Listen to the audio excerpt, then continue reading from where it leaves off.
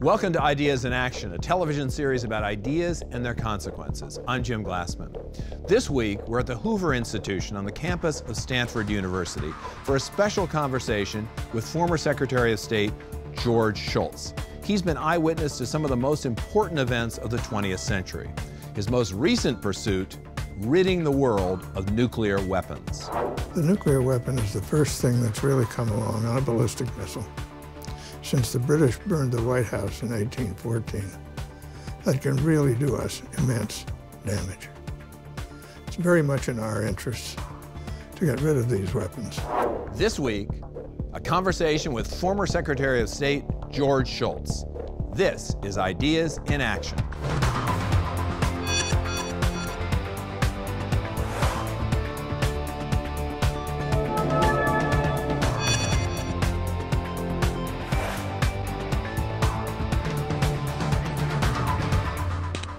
Funding for Ideas in Action is provided by Investors Business Daily. Every stock market cycle is led by America's never-ending stream of innovative new companies and inventions. Investors Business Daily helps investors find these new leaders as they emerge.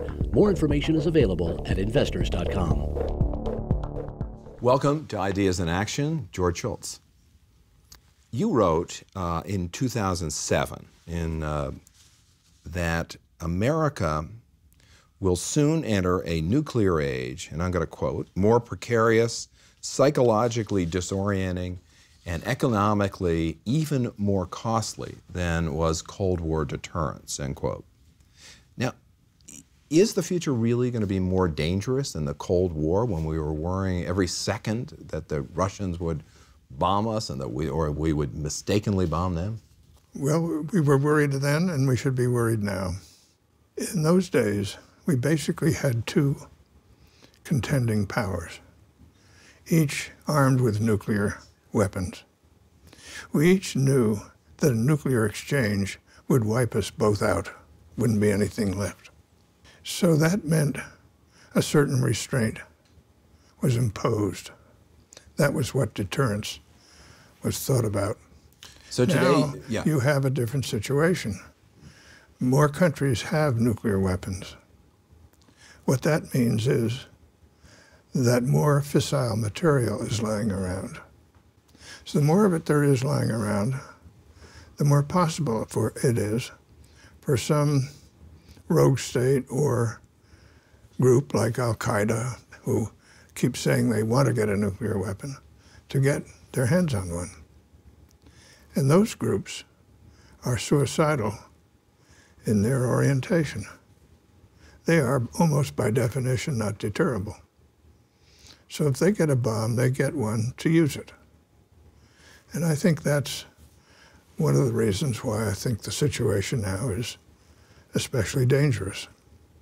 As well as the fact that there might be a situation where there's no return address on the nuclear weapon? Well, if one of these organizations gets one, then you don't know who you're going to retaliate against. They do all kinds of things even in a normal battlefield. They emplace their weaponry in civilian installations like hospitals or schools. Then they fire at you from there. When you fire back, you cause collateral damage, civilian casualties, which you don't want. I'm sure that a nuclear weapon probably would not be delivered by a ballistic missile. Probably it would be delivered in some other form. But at any rate, the consequences would be catastrophic. So in the past, we've relied on deterrence or mutually assured destruction, as it was called. Now, you believe the answer is abolition of nuclear weapons. Is that correct? The nuclear weapon, from the standpoint of the United States, the nuclear weapon is the first thing that's really come along on a ballistic missile since the British burned the White House in 1814, that can really do us immense damage. It's very much in our interests to get rid of these weapons. And I think the same can be said for other countries. A nuclear explosion has devastating consequences anywhere. So we're better off to try to get rid of them. And I'm working with a group of people, some here at Hoover and Stanford and some around the country, particularly Henry Kissinger, Bill Perry here at Stanford, Sam Nunn at the Nuclear Threat Initiative.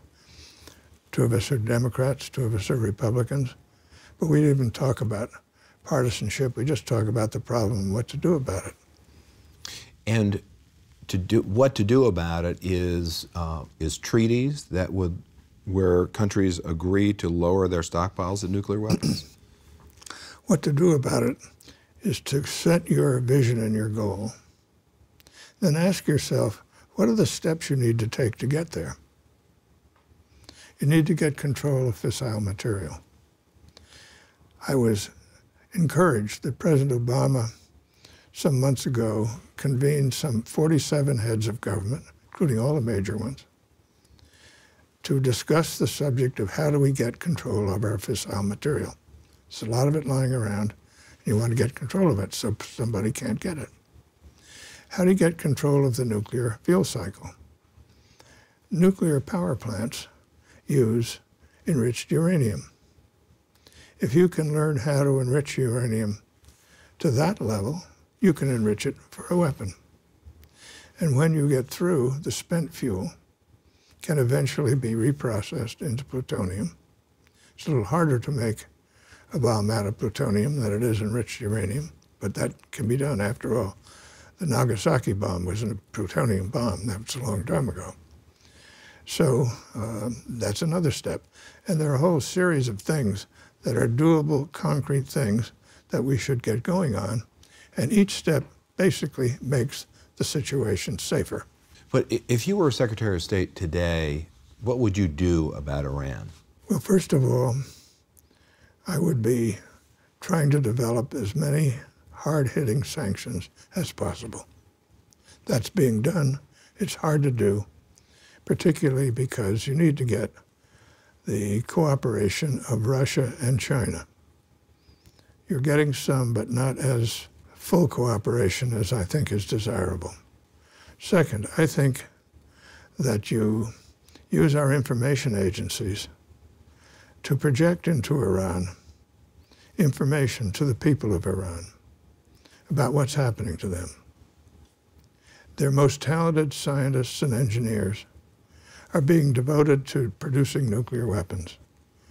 In the meantime, their refining capacity is very limited, and their refinery is not a particularly good one.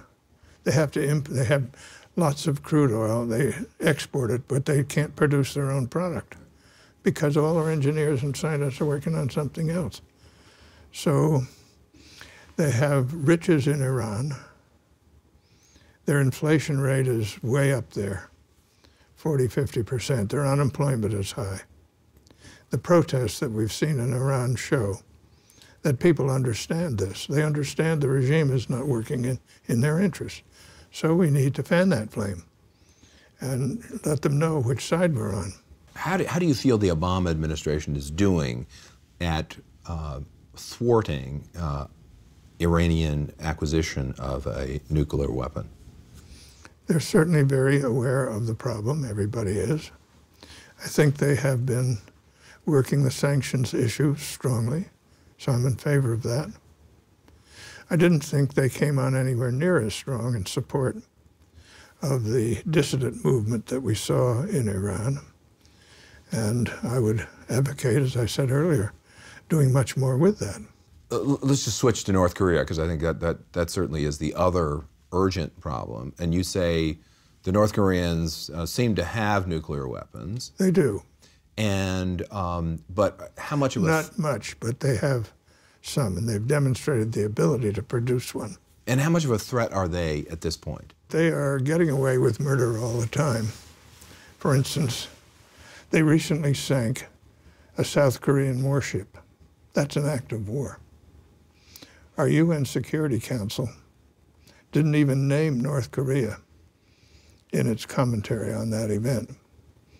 So one of the things we need is a stronger, more decisive Security Council with some teeth in it.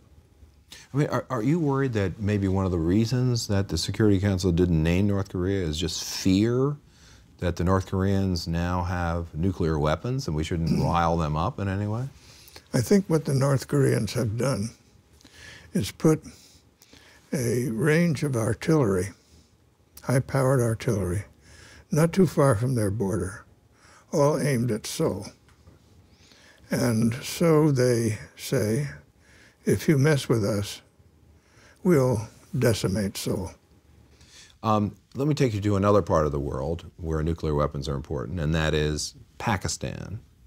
Pakistan and India have had tensions for many, many years.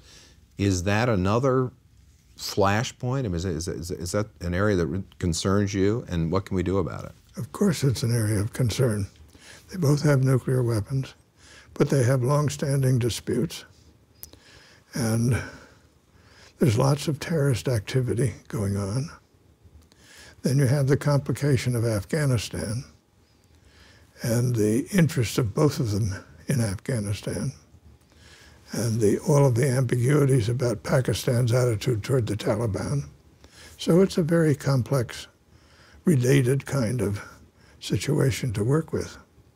And is there a way that the Pakistanis could reduce, or is there a way we can persuade the Pakistanis to reduce their nuclear weapons? I mean, are they kind of on your agenda for making, for? Of course, everybody's on the agenda. But especially the Pakistanis.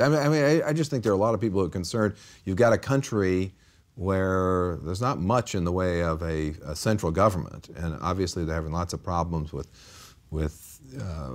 terrorists on the border, as you say, and they have a nuclear weapon. I mean, as you look across the entire world North Korea is a problem, absolutely, but Pakistan has a pretty weak government.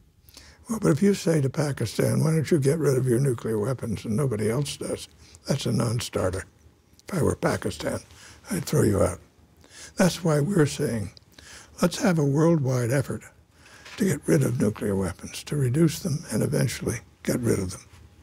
That was Ronald Reagan's view. That was John F. Kennedy's view. It was basically Eisenhower's view.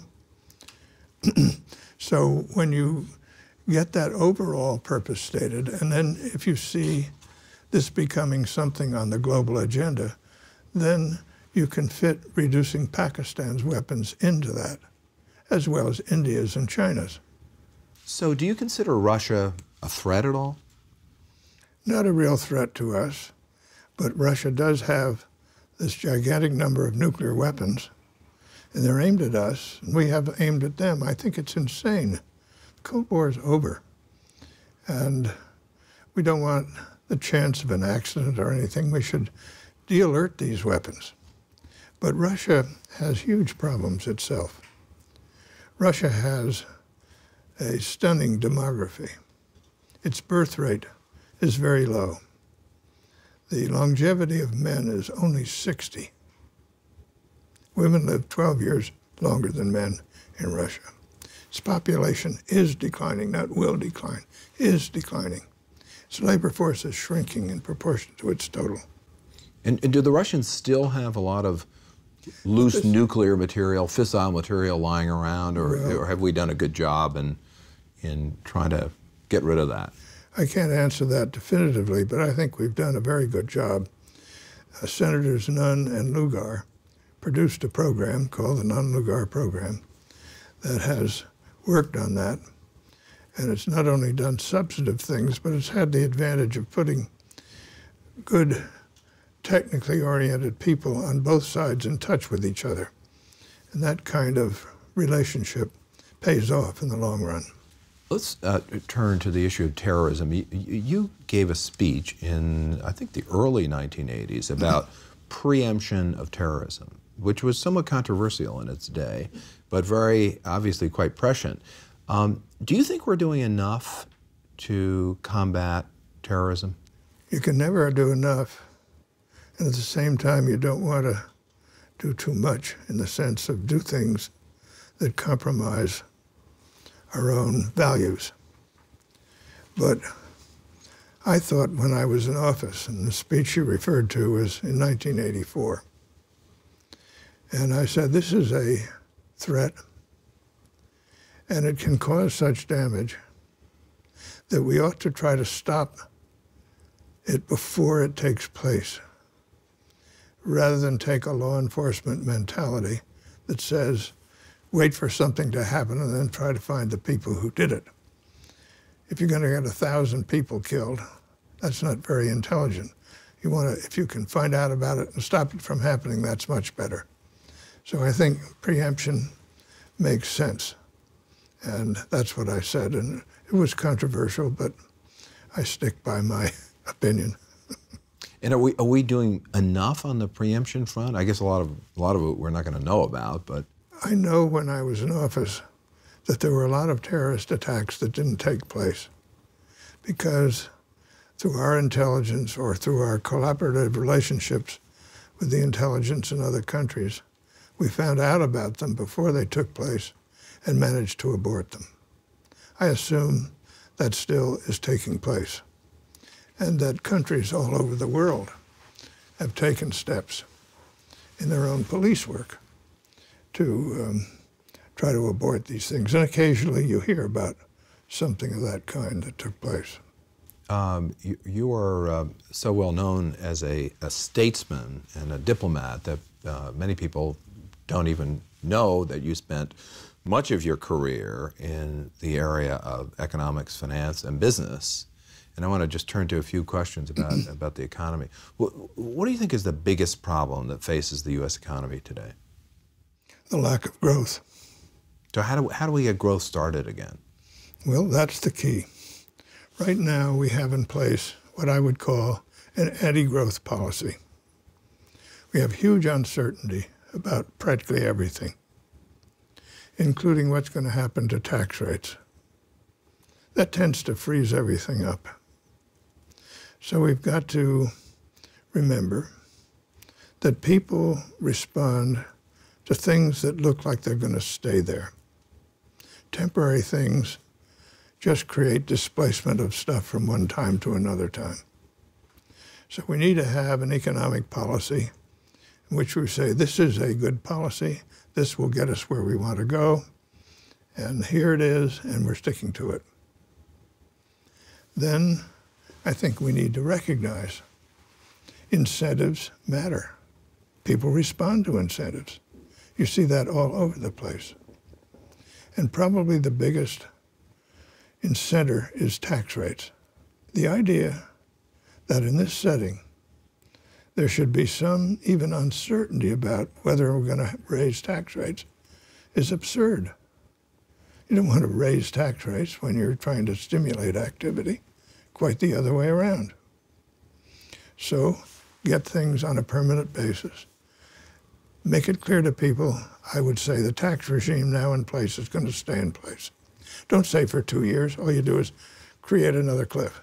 Say, this is the tax regime.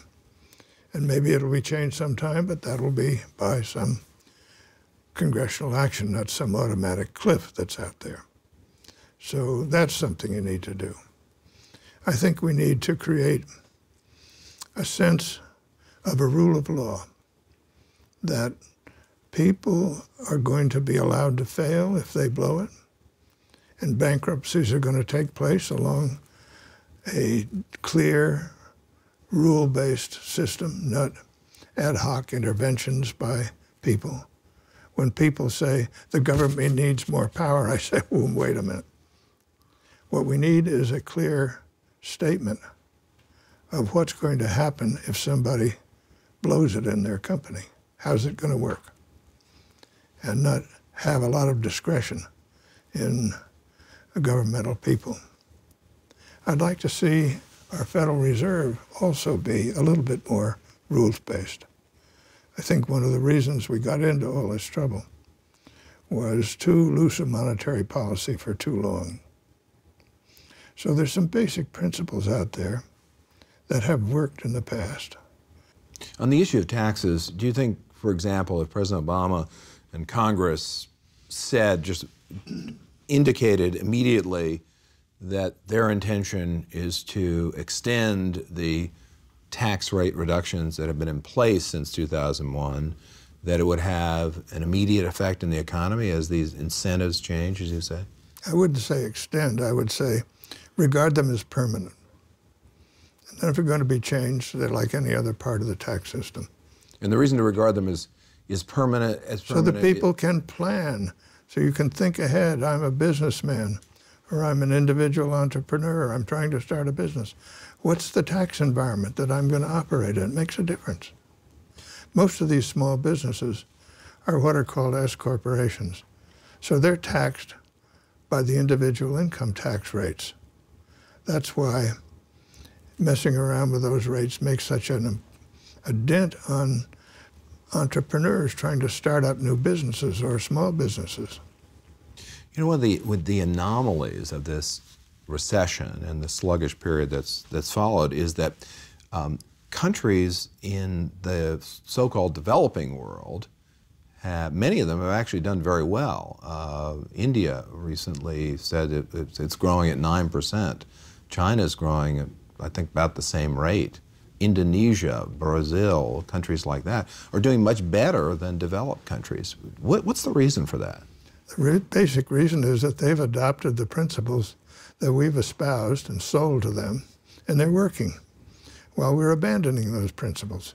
So we just go back to first principles. We'll do great. We're a wonderful country. We have, as Ronald Reagan used to say, our best days are ahead. But we just have to get back to common sense. You've written about Social Security. There was an attempt in the second half of the Bush tenure, the second Bush tenure, to reform Social Security and bring more private choice into it. What do you think ought to be done about Social Security? Well, first of all, we have to recognize that the Social Security system is now in trouble. We are paying out more than we're taking in, and that will grow. There is something called a trust fund. It basically exists only on paper. It's as though you decided to put money aside for your child's college education, and you put money into it, and every once in a while you needed some money, so you took it out and put it in an IOU. And now it comes time for college, and you've got a hat full of IOUs. In other words, useless. So we've got to take this on. I think we should start with a fundamental rule, namely, that nobody over, say, the age of 55 is affected at all. In other words, this reform is not about old people. It's about young people. And seeing that the system remains solid and intact for them. That's what reform is about.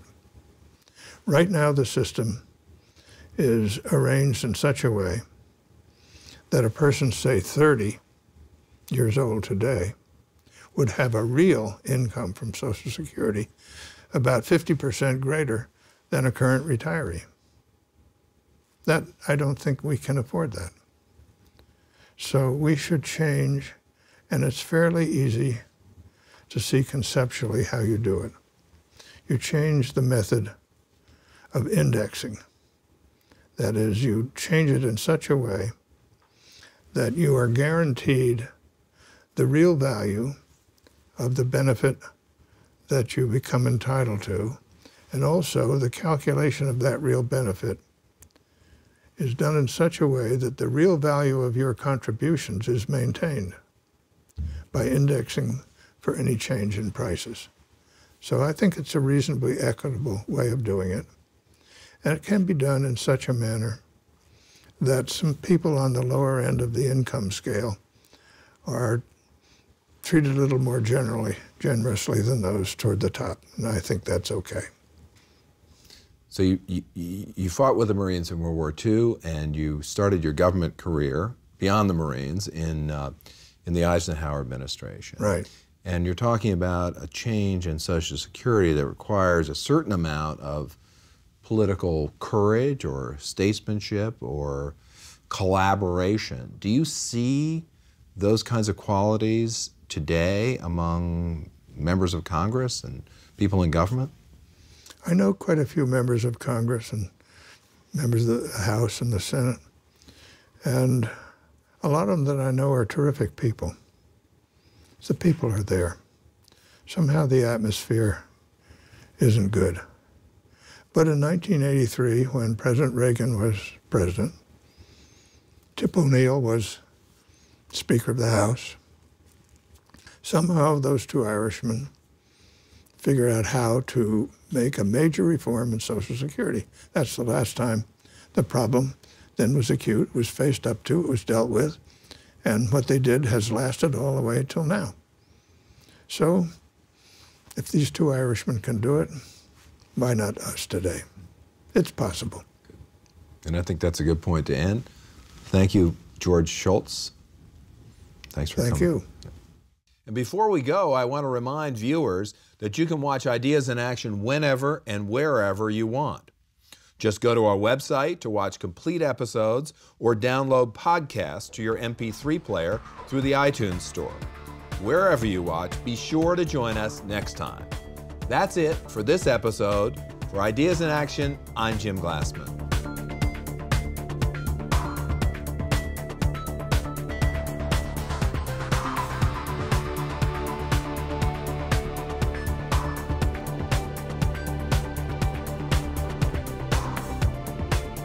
For more information, visit us at ideasinactiontv.com.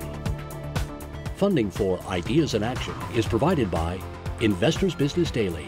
Every stock market cycle is led by America's never-ending stream of innovative new companies and inventions. Investors Business Daily helps investors find these new leaders as they emerge. More information is available at investors.com. This program is a production of Grace Creek Media and the George W. Bush Institute, which are solely responsible for its content.